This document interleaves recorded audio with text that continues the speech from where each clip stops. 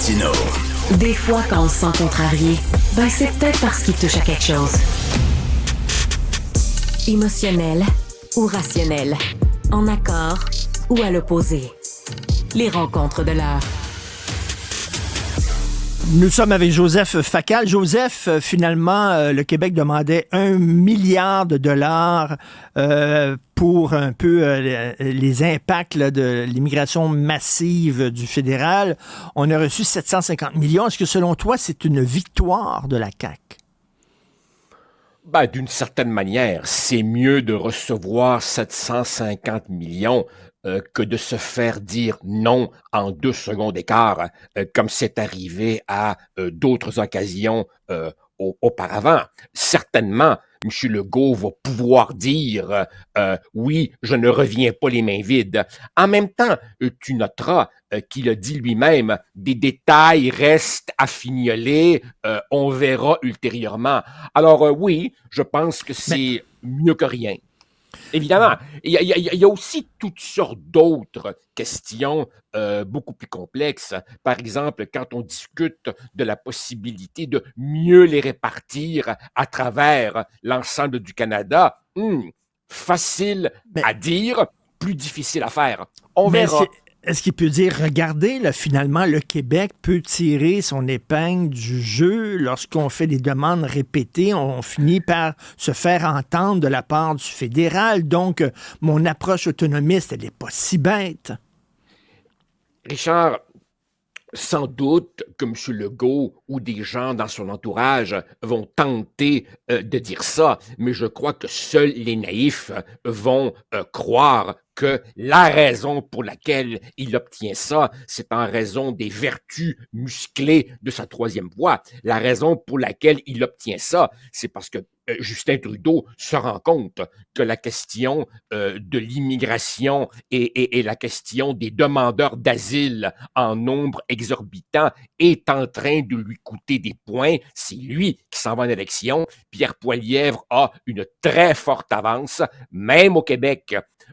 Un des bastions traditionnels du Parti libéral, ça va pas bien pour lui. Le Parti conservateur monte ici d'un océan à l'autre. Le Parti libéral du Québec se dirige peut-être vers une défaite d'ampleur historique. Alors là, évidemment, c'est pas compliqué. Comme on dit en anglais, Justin Trudeau regarde où sont les hot buttons, les points chauds, et il voit bien, évidemment, que pour ce qui est des demandeurs d'asile, les Canadiens en ont jusque-là. Tu sais, Richard, c'est pas juste François Legault. Quand c'est rendu que tous les experts de toutes les banques canadiennes, et il n'y a pas plus conservateur que ça, traditionnellement, tu sais, le patronat qui est toujours pour plus d'immigration, plus d'immigration, plus d'immigration, quand c'est rendu que même eux, froidement, disent ça a toutes sortes d'effets pervers, services publics, finances publiques, logement, écoute, Justin Trudeau, à un moment donné, il voit l'évidence. Surtout, il sait regarder les sondages. La Constitution a été imposée au Québec. C'est un corset qu'on nous a forcé de porter. Et là, M. Legault a mis sur pied une équipe d'experts pour examiner ce corset-là et voir s'il n'y aurait pas des trous par lesquels on pourrait sortir 2-3 bourrelets, histoire de mieux respirer. Richard, je suis content que tu abordes le sujet comme ça, un peu sur le mode ironique. Je te confesse que en regardant notre journal depuis lundi, et en particulier en le regardant ce matin, où je crois nous avons 3 collègues chroniqueurs qui reviennent sur le sujet, je me rappelle pas d'une initiative gouvernementale qui ait donné lieu à des points de vue aussi totalement éparpillés. Toi, lundi, tu disais, c'est un gouvernement en panne d'idées, en panne de courage, et on recommence un vieux film vu 1000 fois qui n'a jamais marché. José Legault, notre collègue, dit, on occupe tout le monde quand on ne sait pas quoi faire. Antoine Robitaille, notre collègue, lui dit non, c'est un geste fort. Et puis notre collègue Marie-Ève Doyon dit, voyons donc, c'est la souveraineté déguisée, c'est une astuce pour mousser la souveraineté. François Legault, lui, n'a pas véritablement changé. Et moi, je suis un peu là-dedans. Rappelle-toi, il y a quelques semaines, j'avais dit, quand M. Dubé avait dit « il me faut des Top Guns pour la santé », moi j'avais dit « il faudrait des Top Guns pour défendre le pouvoir québécois », mais j'envisageais à ce moment-là des choses un peu plus fortes, comme par exemple contester en cours les intrusions fédérales dans les champs de compétences du Québec.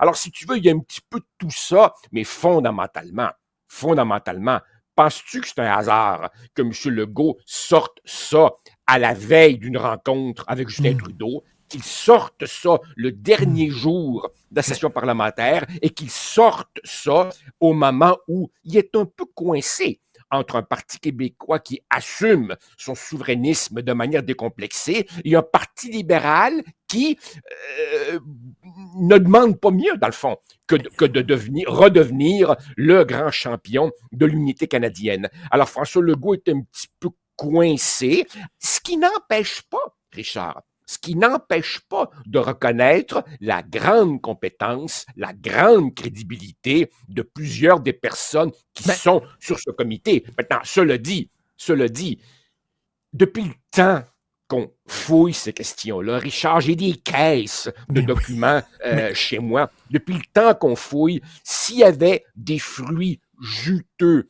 faciles à cueillir, auxquels on n'aurait pas pensé, sais-tu où on les aurait trouvés? J'ai des amis, Joseph, souverainistes, séparatistes, qui m'ont écrit en disant « Mais qu'est-ce que Guillaume Rousseau, par exemple, fait dans cette galère? Il se fait instrumentaliser.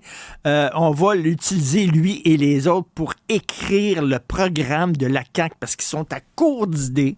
Donc, ils vont arriver avec un rapport qui va servir de base au prochain programme. Et là, ils vont se présenter aux élections avec ce programme-là en disant ben merci beaucoup les experts, vous avez aidé à garder le pouvoir. Il y a des gens qui m'ont écrit ça. Richard, je peux comprendre cette lecture. J'aime Guillaume, je le considère comme un ami intelligent comme il est. Il a dû penser à son affaire et ce sera évidemment à lui à s'expliquer. Mais c'est indéniable que la lecture que tu viens de soumettre, il est raisonnable que tes amis souverainistes aient pensé à ça. C'est-à-dire que la CAQ, en panne d'idées, demande à des gens de lui écrire son programme. En même temps, tu sais que des gens aux sympathies bien connues, souverainistes ou fédéralistes, soient en même temps des experts d'une question, des professeurs de droit réputés dans les facultés, Guillaume Rousseau, Patrick Taillon, par exemple, et que ces gens-là viennent conseiller un gouvernement qui est le gouvernement légitimement élu par tout le Québec, en soi, c'est parfaitement acceptable. Tu sais, moi-même, tout souverainiste que j'ai été, j'ai accepté vers 2007-2008, quand Monique Jérôme Forget était ministre des Finances et présidente du Conseil du Trésor, un mandat avec un économiste, Claude Montmarquette, de passer en revue toute la tarification des services publics au Québec. Et notre conclusion était que plutôt que d'imposer des impôts très lourd à tout le monde, il faudrait peut-être mieux agir sur les tarifs à la carte pour tel ou tel service. Et même si j'étais souverainiste et que le mandat venait d'un gouvernement libéral, je m'étais dit, c'est une expertise dans un domaine que je connais bien, si je peux me rendre utile, pourquoi pas? Tu parlais des autres commentateurs qui ont écrit sur le fameux comité de Legault. Je veux revenir sur ton excellente chronique, François Legault et les vertus pédagogiques de l'enfermement, parce que toi, tu arrives avec un autre angle en disant, ben, Legault, l'autonomie, ça n'a pas marché son affaire. Fait que là, il dit, ben, regarde, on va voir si on ne peut pas unilatéralement non quémander des pouvoirs, mais utiliser les trous dans la Constitution pour, bon... Et là, si ça marche pas, là, C'est le dernier exercice, là. Oui. Si demander des nouveaux pouvoirs, ça n'a pas fonctionné, puis essayer de rentrer dans les trous de la Constitution, ça ne fonctionne pas, après ça, c'est quoi? Écoute, Sébastien Proulx, l'ancien député libéral et de l'ADQ, est quand même un homme crédible. Martine Tremblay fut rien de moins que chef de cabinet de René Lévesque. Guillaume Rousseau a des titres académiques, ça de long. Ce sont quand même des gens sérieux. Et si, au bout du compte, ils disent, ben, écoutez, Monsieur le Premier ministre, à partir du moment où vous nous donnez un mandat qui, au départ, exclut d'envisager la souveraineté et exclut l'ouverture de négociations constitutionnelles, ben, ce qui reste comme gain possible, c'est pas grand-chose. Alors peut-être que cet exercice peut avoir la vertu pédagogique de montrer ce que tu appelais il y a un instant l'étroitesse d'un corset qui, même quand on retient notre expiration, le mieux, c'est de laisser transparaître un ou deux petits bourrelets au-dessus du speedo sur la plage.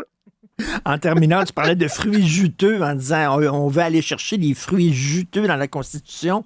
Et ça me fait penser à cette fable de La Fontaine, tu sais, où il y a un animal qui veut aller chercher des fruits, des raisins, ils ont l'air tellement bons, mais il n'arrive pas à les rejoindre. Puis il dit, finalement, ça ne me tentait pas de les manger. Ils n'étaient pas suffisamment mûrs. Est-ce que Ah, ben, c'est ça. Je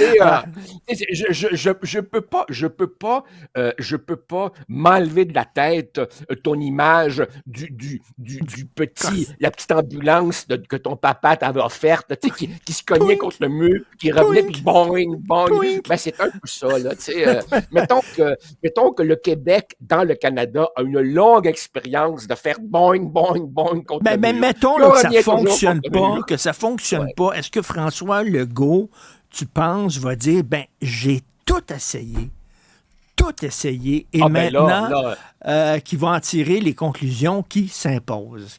Ben, c'est ce que j'aimerais, mais ça, lui seul peut y répondre, et bien entendu, quand il regarde autour de la table du Conseil des ministres, tirer la seule conclusion qui s'impose mènerait peut-être à l'éclatement de la CAQ. Mais là, évidemment, on est dans la spéculation. Tu sais, Richard, j'ai toujours pensé qu'en 1990, quand Robert Bourassa aurait eu la chance de faire la souveraineté et que Jacques Parizeau, le chef de l'opposition, lui a dit « Même si c'est la cause de ma vie, je vous la laisse, faites-la, je vous tends la main, je vais vous aider, on va la faire ensemble. » À ce moment-là, j'étais convaincu que si Robert Bourassa avait choisi ce chemin, le Parti libéral l'aurait suivi.